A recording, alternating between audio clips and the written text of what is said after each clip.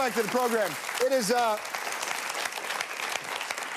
look, what do you say about the Mayor Rob Ford story, right? So everybody sees the election. People have very strong opinions of this mayor and his brother, Doug, who some have joked, perhaps dangerously or otherwise, glibly, myself included, that he was the shadow mayor. It was a strange story from the campaign on. Strange if you follow how city council in Toronto worked. And then it was just bombshell after bombshell after bombshell after bombshell, to the point where we became, Canada, and specifically the Dizzle, Drake Nation over here, became the city that all around the world they talked about, so it became jokes.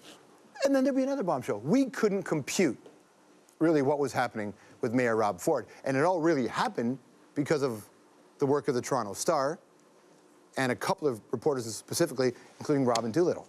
Robyn Doolittle took a lot of heat for the articles that she and her team came out with, and now there's a book, strangely, if not controversially titled, Crazy Town. Please welcome Robyn Doolittle. Welcome, nice to see you. Welcome. What a strange trip it's been, huh? Yeah, it's been a crazy year. It's an interesting choice to write the book because as a journalist and as a writer, you have the opportunity to get to us every single day and tell the story. But why all of a sudden this time crunch to get this book done? For me, actually, what was very frustrating with doing this investigation is that you come up with so much information that doesn't quite fit into a newspaper article. So to be able to have the room to really stretch this narrative out was actually something I was really looking forward to. Is there a line, do you think, at this point where there's stuff we just don't have the right to know? I think crack is a good line. But seriously, like, there's a big difference between someone, you know, maybe smoking marijuana or whatnot and crack cocaine because of its addictive properties and where you're buying it from and blah, blah, blah. But in terms of, you know, can a politician go out and get drunk? Certainly Rob Ford is not the first politician who has had alcohol issues or even drug issues. The difference with Rob Ford is that there are constant YouTube videos popping up of him on the Danforth, of him saying he's going to go party, you know, a video where he's saying he's going to rip a guy's throat out. People not knowing how he got there, if he drove, any of that stuff. And he refuses to answer any of those questions. And I really think the line comes into play, and this is something that the Star thought about a lot when we were doing our stories, and something I thought a lot about while writing this book, is public interest of when the line is crossed, when his job is being impacted. And so my argument is that even if he is doing drugs and buying drugs from these guys on his private time, let's pretend the fact that let's pretend he showed up to work every day at 9 a.m. and did all that work. Which he doesn't. Which he doesn't. Let's pretend he did that. How can you be the mayor of Toronto and buying money or buying drugs, allegedly, from guys who are smuggling, if you believe the police, smuggling guns into this city, and then there's a massive shooting, and then go on camera and say, I don't want any thugs in this town, let's ship them out. Putting your arms around the mother of a mother who lost her son, knowing that you are connected in any way to the lifestyle, that's the most egregious thing that this guy has done. And the stuff that they're saying about the chief of police, I mean, I'm not saying the chief of police is perfect, I'm just staying neutral on that point, but if you're the mayor, it's hard to criticize the chief of police for investigating illegality. So what did you make then of, when your story came out, and then the subsequent stories came out, there was this incredible moment where people went, yeah, the Star are piling on, yeah, the media is piling on, and all of a sudden, there was this line in the sand of those who chose to be in favor of your journalism and those who chose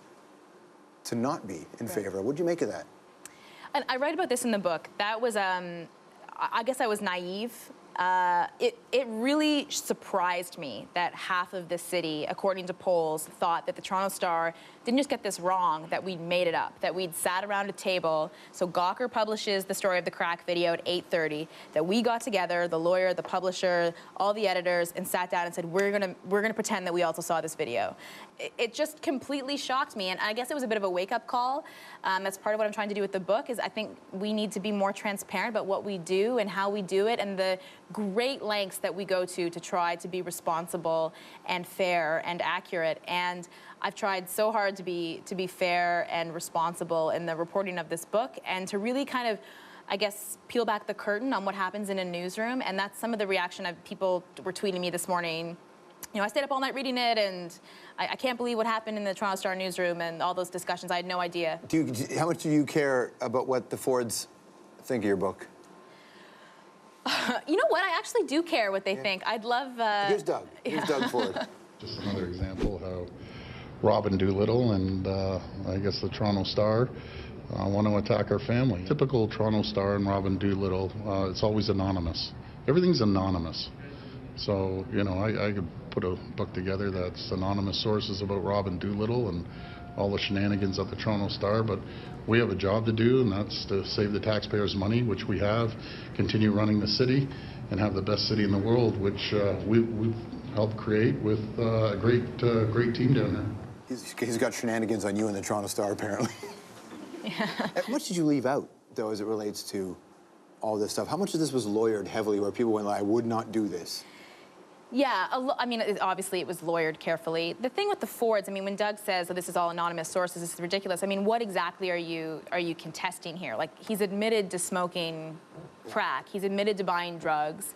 It doesn't get, like, a lot more inflammatory than that. The rest of things are kind of like details of them growing up and then kind of explaining more about how, like, the backstory to how this came to be. In terms of putting things in the book, like I said, the biggest question for me is, unless I thought it was pertinent information to Rob Ford, I didn't put it in. So if it's stuff in the family that I think is just kind of, that's there, everyone has stuff in their families that's private. Stick around, more with Robyn right after this.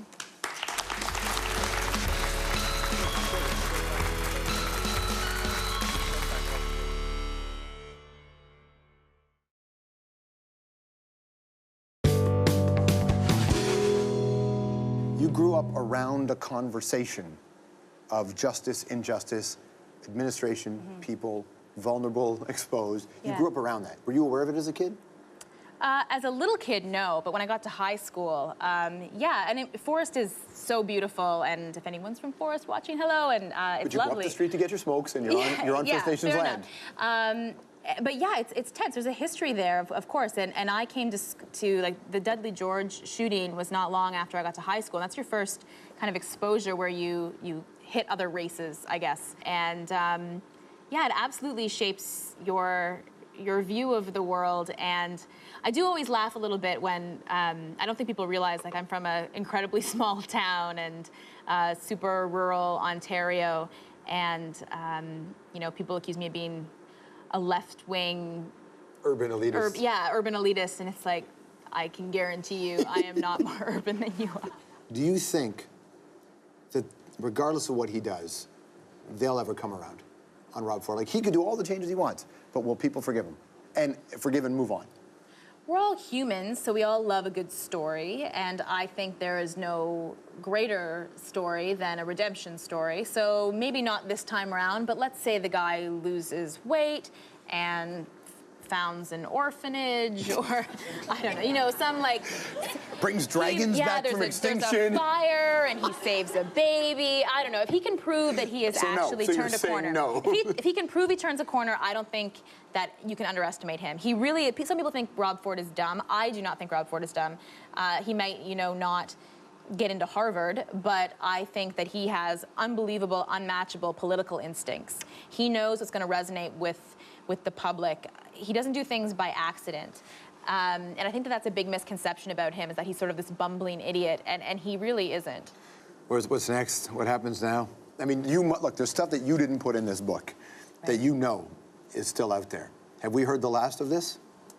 Well, there's a whole election to cover, and that is... What do you mean, you're holding back and going to print it around election time?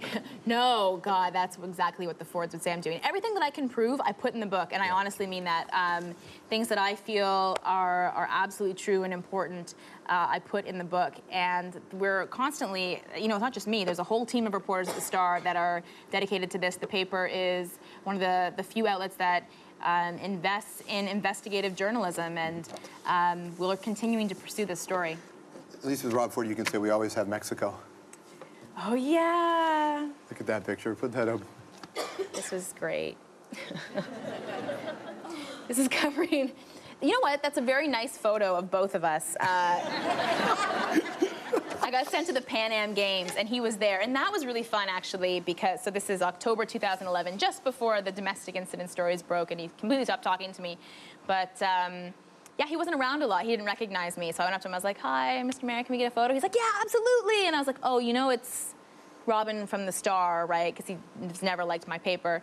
He was like, oh, no, then I'm not doing that. I'm like, oh, come here. Like, it's Mexico. It's fine. So he did it. But You said, oh, come here, it's Mexico, it's fine? yeah, that's what I said. And then he was like, oh, what the hell? Well, Let's do shots? I kind of just did it. I kind of just was like, it's Mexico. It's fine. Well, And yeah, but I send that to Doug every now and well, I used to when we were when we were more friendly than we are now. Yeah. And sometimes like, because that's the weird thing with Doug is he does this all the. I mean, he's certainly not going to probably come around on me now. But even last year, after some of the more damaging stories I'd written, you can kind of banter with Doug and. Well, if they want to be the Kennedys, they know that this is part of the game. Yeah. Or part of the life, anyway, right? Yeah, but no, that was a fun. That's in my. It's on my wall. True. Yeah. Thank you so much. Yeah. Pleasure Thanks to for see you. having me. Love you, everybody. Look right here. Crazy town. We'll be right back. I love that photo. Yeah. I have that one too.